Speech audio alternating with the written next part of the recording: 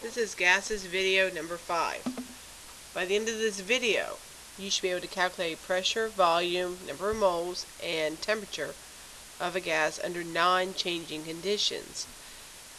To do this, you need your gases video number 5 worksheet, a pencil, and a calculator.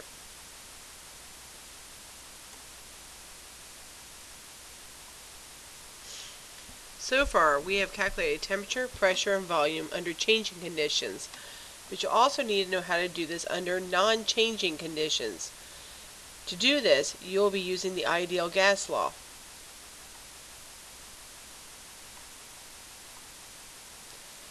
In this, we have 1, 2, 3, 4, 5 variables. The first one, P, is for pressure.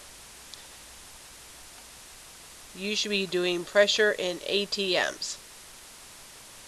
V stands for volume, and it will be done in liters.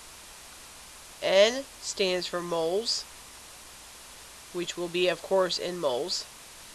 R is the ideal gas constant. Since it's a constant, it will never be changing. You will have to memorize what R stands for. R will be equal to 0.0821 liters atmospheres per mole Kelvin. T is for temperature, and as in all gas constant equations, you should be doing your temperature in the units of Kelvin. Now let's take a look at the gas constant again. It has the units of liters atmospheres per mole Kelvin.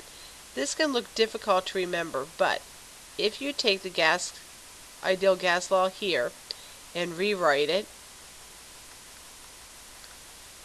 so that R is by itself, you will get the following formula.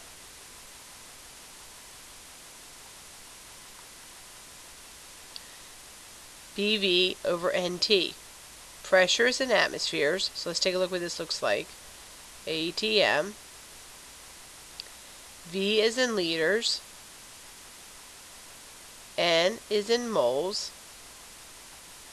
And T is in Kelvin. This looks just like what we had here, just with the ATM and the liters in reverse order. So that's one way you can remember these units if you forget what they are the day of a test or a quiz.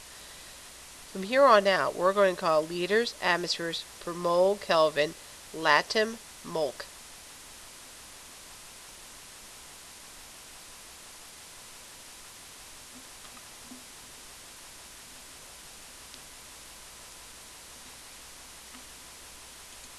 Example number 1. A 250 milliliter flask has a pressure of 0.98 atms at a temperature of 24.7. Determine the number of moles of the gas. As in all cases, you should be listing your units first.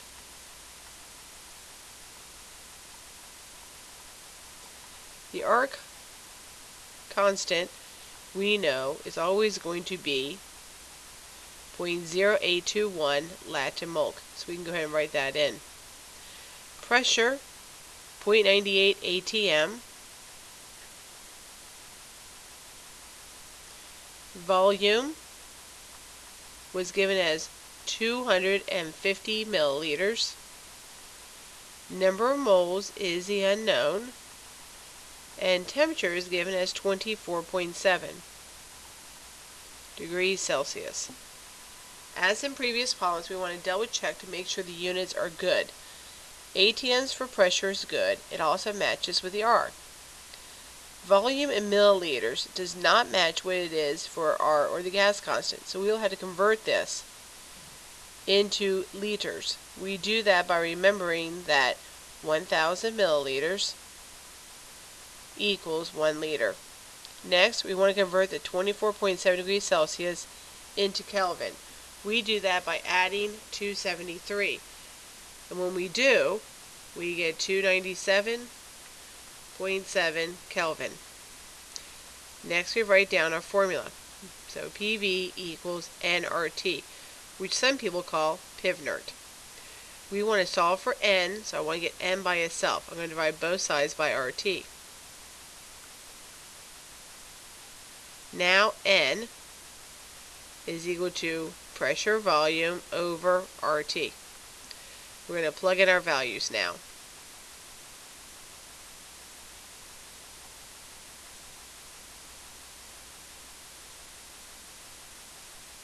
And as you can see, we're plugging in the liters and the kelvins because we want to make sure these numbers are able to cancel out with our gas constant or the R value.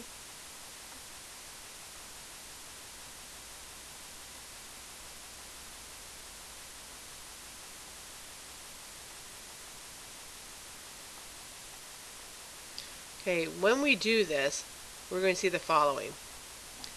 Liters cancels, ATMs cancels, kelvins cancels. We're going to be left with moles, which is what we want. So 0.98 times by 0.25 divided by 0.0821 divided by 297.7, we get a value of 0.010, that's rounded, moles, which is equal to N. Now this might sound like a small number of moles, but you want to remember that, according to KMT, gas particles are tiny and far apart, so it's mostly empty space. So we don't expect to see much gas in a container as small as a 250 milliliter flask. Example number 2. A good idea would be to stop the video, try the problem on your own, and then double check your work. We're going to go ahead and do it now. You want to write down what you have. So pressure, volume, N, R, and T. First, a student has 16 grams of O2. Let's save this for a minute. 23.8 degrees Celsius, 23.8 degrees Celsius, 785 torr, that's your pressure. And what is the volume? So I don't know my volume. The gas constant I always know, so I can write that in.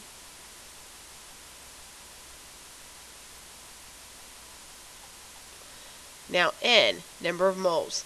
16 grams of O2. I can convert between grams and moles as I did last semester when I did stoichiometry. The molar mass of O2 off the periodic table is 16.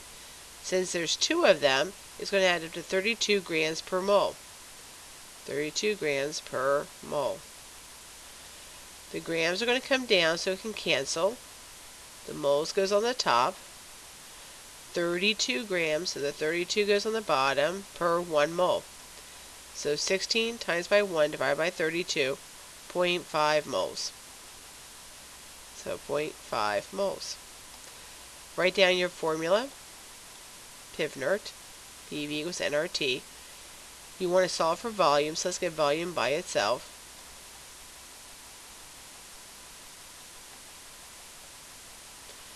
This gives us 0.5 moles. The gas constant, which we have memorized.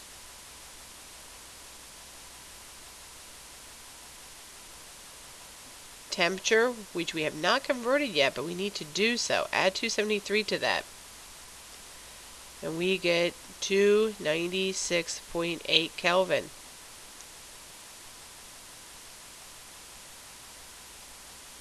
Then divide that by the pressure, 785 torr, which would not cancel out with the ATMs. So I'm going to convert that.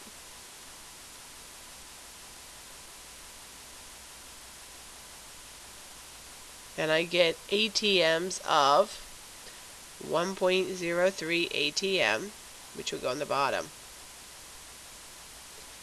Now as you can see, by writing in your units, you're able to see that things cancel out.